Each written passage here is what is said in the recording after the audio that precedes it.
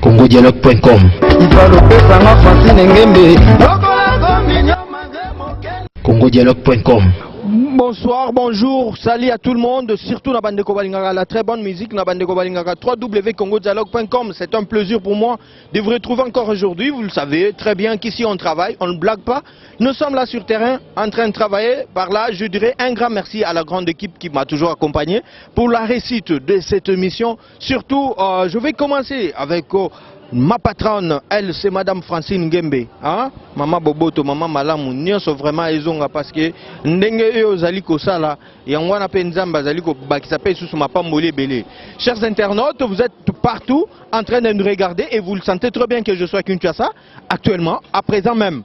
Hein? Donc je suis à Kinshasa, Nanjili. Donc toza Nanjili. Boyebi barimer moko circulaki, batu balobaki trop, batu bakomi trop, batu ba publier moi trop.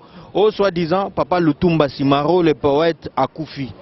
Et les longs nabino, Tokoye bako démenture. Est-ce que c'est vrai? Naebi que les news des stars congolais, bakozala alaïne, pe bangomoko pe bakomon a déjà bilili, nenge nazawa. Si vous le remarquez très bien, regardez ensemble avec moi. Si vous regardez là, on a écrit quoi? Spectacle matinal avec le poète Lutumba et le Bana Ok. Planète J. Quartier Ndileawa, donc tous les dimanches à partir de 14h. Maintenant, Bisso Lelo, Toyeka Kapona Ndenge à surprise, même Bangomoko Kuna ba ebite que nous sommes là. Et ensemble avec vous, Nabi Kezaï, moi n'envoie ma mère boss à Hôtel Abisso, Nabosanité, Batunyoso, Oh, Batuloko Baya Willy Moucheni, le seul code, l'unique et le seul code à Hôtel Abisso. Également, Nabosanité. Hein, Chico Deolo, Bota 3 personnes, Naebi Kozana Bisso, aux autres la Pébisso pour nous découvrir parce que nous ne sommes pas là pour déformer l'information, mais nous sommes plutôt là pour informer, former et divertir. Siko, pourquoi Bisso to komiko bunga to bimimo libanda?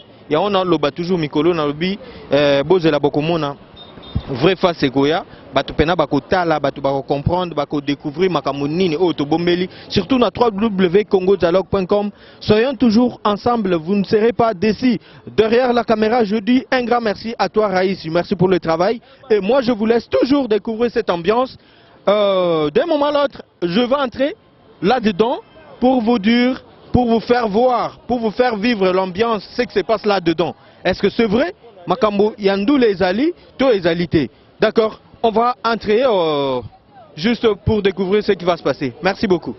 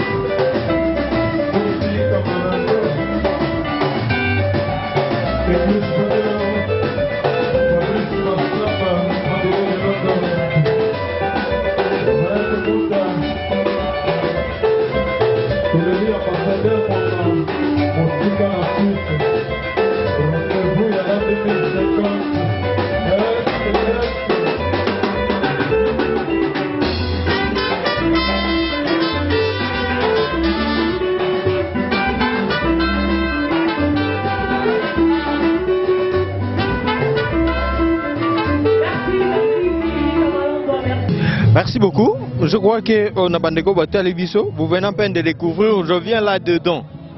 Awa, c'est-à-dire tous les jours, les poètes Simaro Massi Azarana Biso Awa.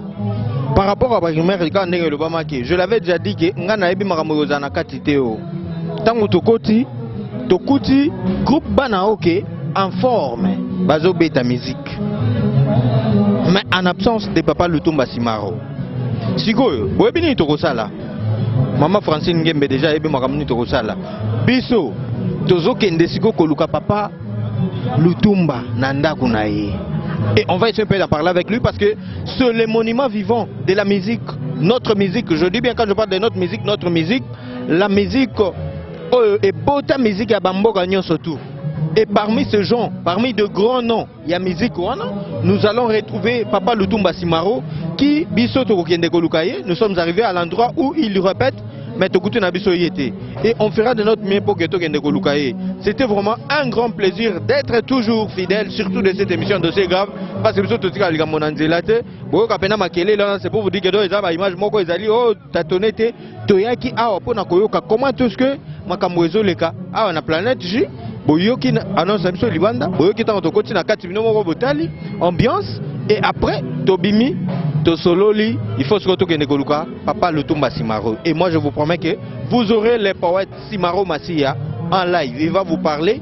Est-ce que Azo continuer, toi Azo continuer. Grand merci à tous. Merci au manager qui nous a très bien accueillis. Merci à toute la grande équipe de Congo Dialogue. Biso Tozali Karako poursuivre. Biso, merci à Yaouli Moucheni, merci à Jules Massoa, merci à Chico Deolo, merci Naba Onyo surtout pour soutenir Biso. Les news des stars congolais. Nabi Keboza toujours à la pointe. Tous là toujours ensemble et ça la peine bien. Merci à toi, Raïs. Moi je vous retrouve à très bientôt. Bientôt que Nankoluka Papa Lutumba. Au revoir.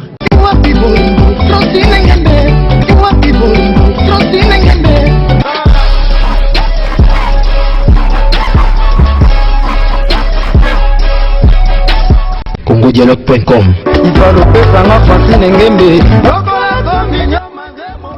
CongoDialogue.com